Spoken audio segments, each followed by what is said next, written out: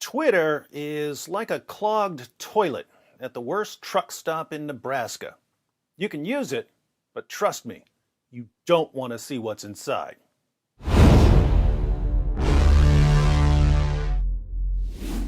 Twitter is hosted by Amazon Web Services. Amazon Web Services recently banned the Twitter rival Parler.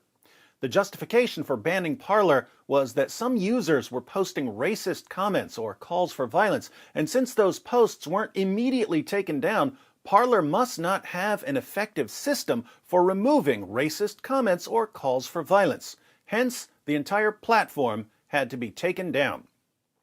Now, if Amazon really believes it has to ban platforms that contain violent or racist content, we might want to take a quick peek at some of the content on Twitter to see if Twitter meets Amazon's strict requirements. We'll start with the obvious. It's been pretty common for several years to call for the assassination of President Donald Trump. Where's the terrorists when we need 'em? Shaking my head. We all know where Trump is stationed. Who's going to take one for the team and kill Trump? Someone take this clown out now. Hashtag assassinate Trump. The Kill Trump and Assassinate Trump hashtags are quite popular on Twitter. So, what's the rule here? Does Amazon have a rule against calls for violence? Obviously not. The real rule is against certain political positions. If you have the correct political position, you can call for violence all you want. If you have the incorrect political position, a rule that isn't really a rule will suddenly be enforced. But maybe you dislike Trump so much that you simply can't see the hypocrisy here. So let's expand our search a bit. What about killing cops?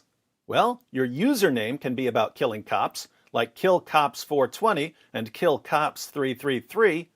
You can even go with KillCops2 and have a picture of a dead police officer. KillCops is also a Twitter-hosted hashtag. It's used by people who advocate, you guessed it, killing cops. And Twitter and Amazon have no problem with it. But maybe you hate cops so much that you still can't see the hypocrisy. Maybe we should look at some of the specific charges against Parler. Amazon said that one of the reasons they banned Parler was that they found a post saying, "The only good Democrat is a dead one."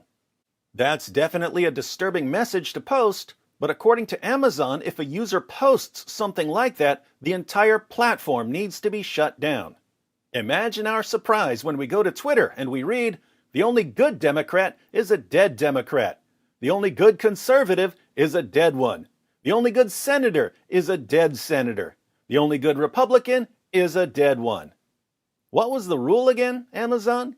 You said you had to shut down Parler because you found a post that said, "The only good Democrat is a dead one." You also found a post featuring a slew of racial slurs about Michelle Obama. I'm sure we would never find racial slurs about Michelle Obama on Twitter. Twitter has endless trunks of money and a trust and safety team that's firmly committed to finding racist content and removing it from the platform. Obviously, if Amazon is going to hold a startup like Parler accountable for every post on the platform, even though the platform can't afford to hire tons of content moderators to search for racist content, we know that Amazon is going to hold microblogging kingpin Twitter accountable for every post on the platform.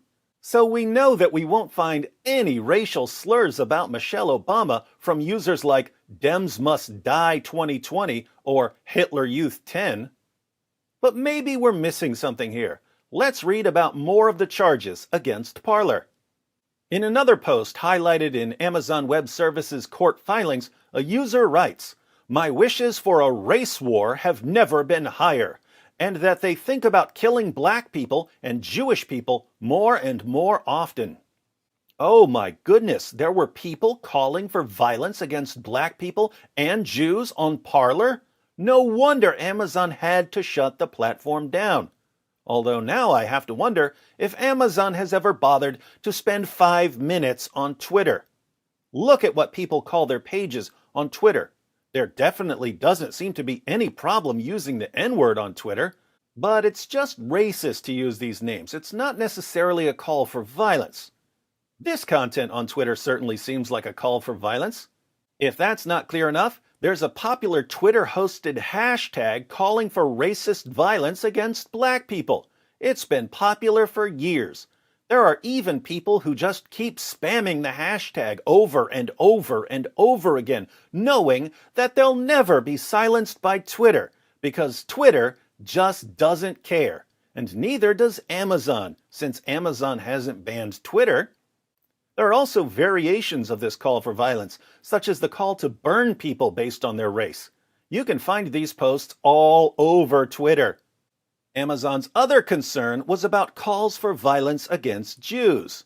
How many Death to Israel accounts are there on Twitter? Plenty. Don't feel left out, Americans, because there's also a Death to America and Israel channel. Maybe you're thinking that there's a difference between calling for the death of a nation and calling for the deaths of people. But you can also name your page @KillZionists47. There's even a Kill Jews hashtag. I'm not sure how a person can make a call for violence any clearer. Notice that Twitter also hosts a Hitler was right hashtag, which you can find over and over and over on this Amazon-approved platform. You'll even find it in comments like this. The Nazis weren't bad.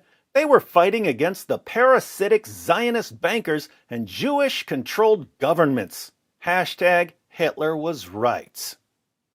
So, does anyone really think that Amazon shut down Parler for the reasons Amazon claimed it had to shut down Parler?